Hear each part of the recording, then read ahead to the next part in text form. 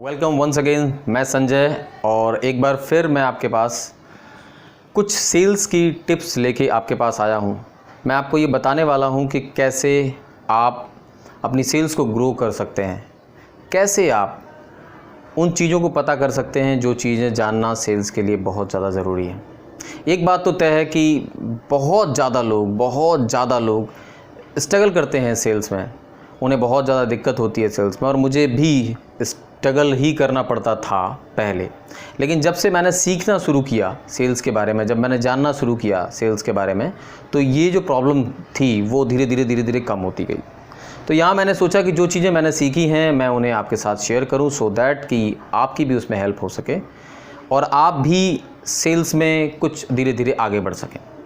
तो यहाँ पे मैं आज आपको 2 पॉइंट ही कवर करूँगा। उसमें से पहला पॉइंट है कि एक कस्टमर जिसके साथ आप कुछ टाइम बिता रहे हैं, जिसे आपने अपने हिसाब से क्वालिफाई किया, जिसके बारे में आपको सब कुछ पता है, आप अपना प्रोडक्ट अपनी सर्विस उसके सामने रखते हैं, उसके बावजूद भी वो कस्टमर लास्ट में आपसे प्रोडक्ट नहीं खरीदता। वो बोलता है I will get back to you, वो बोलता है मैं किसी से डिस्कस कर लूँ, सो बहुत सारी बातें वो करता है ना। अब इसके पीछे रीज़न क्या है ये मैं आपको बताने की कोशिश करता हूँ।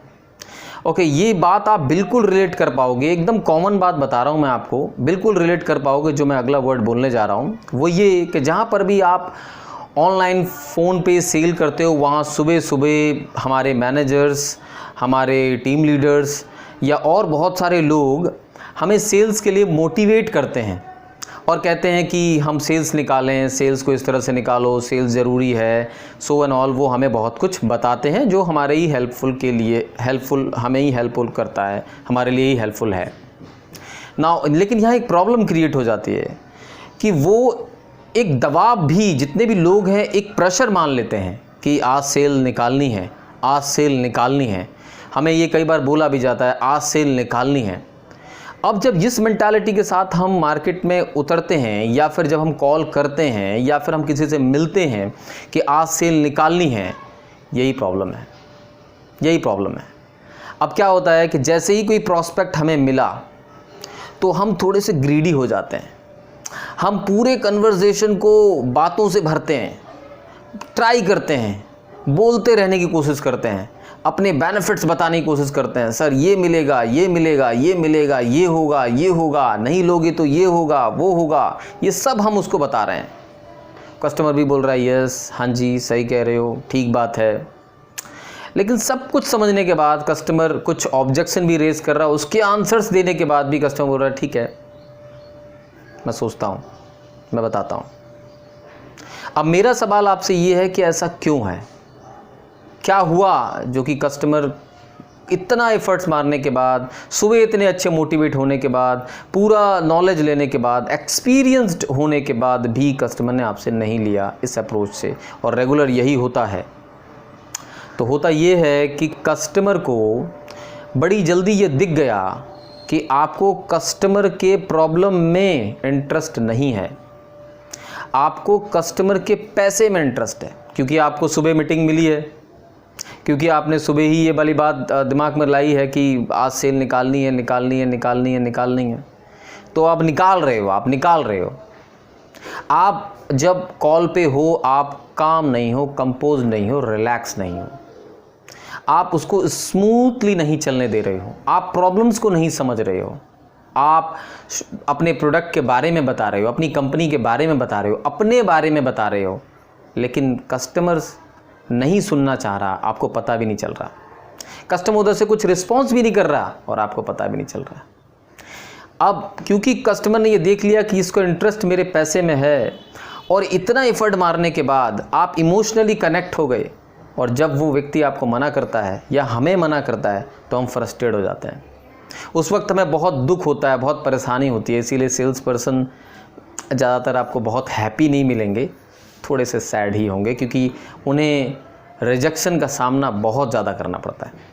तो एक बात अच्छे से समझिए यहाँ पर कि अगर आपको सेल्स ज़्यादा क्लोज करनी है तो इस मेंटालिटी को थोड़े हटा के रखिए कि मुझे सेल्स निकालनी है, जबकि इस मेंटालिटी को सामने आने दीजिए कि मुझे कस्टमर का प्रॉब्लम समझना है, उनकी नीड समझनी है, उनसे पूछना है, उनके डेप्थ में जाना है, क्या चाहिए इस पर्सन को, क्या इसको मदद कर सकता है मेरा प्रोडक्ट, कैसे कैसे मदद कर सकता है, उसको स्मूथली चलने दें। हो सकता है आज नहीं लेगा वो कल लेगा, ऐसा हो सकता है, लेकिन आपको तो आज ही चाहिए, तो आप कल की भी पॉसिबिलिटीज़ को ख़त्म कर देंगे।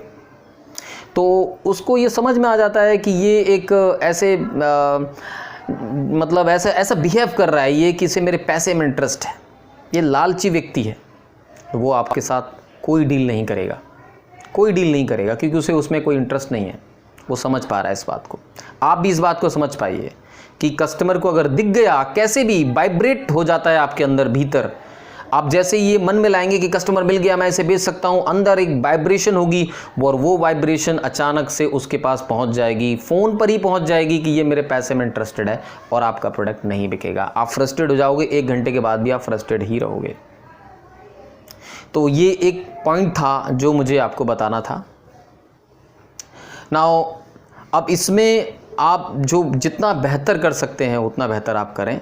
नाउ अब जो दूसरा पॉइंट मैं आपको बताना चाहता हूँ वो ये कि जो पिछली सेल हुई थी आपकी, या 2-3 सेल जो पहले आपकी हो चुकी हैं, उनके कस्टमर्स के नाम लिख लो और उनका जो प्रोसेस था, क्यों वो सेल हुई, आपने पहले क्या बोला, उन्होंने बाद में क्या बोला, थोड़ा सा याद करके, थोड़ा सा दिमाग लगा के उस पूरे प्रोसेस को कहीं पर लिख लो।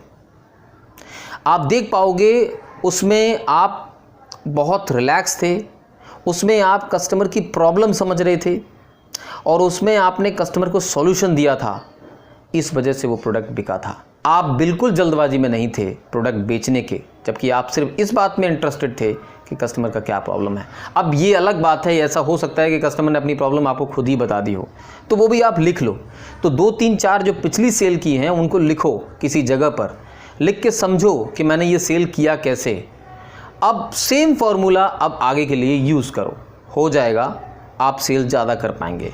क्योंकि जो तरीका, जो लॉजिक, जो इमोशन, जो चीज़ें उस वाले सेल्स में यूज़ हुई थी, वही चीज़ें, वही तरीके, थोड़े बहुत इधर उधर, बाकी सारी चीज़ें सेम आपको इस वाले सेल में यूज़ होंगी। सो मैं आपको ये 2 बातें ही आज बता रहा हूँ। आगे की वीडियो में मैं आपको और बहुत कुछ बताऊँगा। मैं आपको बताने वाला हूँ कैसे ऑब्जेक्शन हैंडलिंग करनी है, कैसे क्लोजिंग क्वेश्चन पूछने हैं।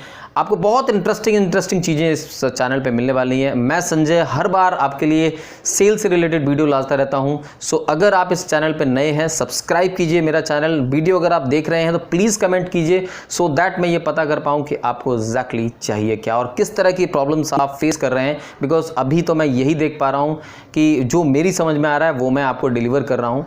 अभी आपकी प्रॉब्लम्स मेरे सामने नहीं है, सो मैं डिलीवर नहीं कर पा रहा हूँ। Thank you so much once again. आप बताइए मुझे कमेंट में कि क्या ये चीज़ें आपके साथ होती हैं या नहीं, और अगर होती हैं तो आप इसे कैसे हैंडल करते हैं। Thank you so much.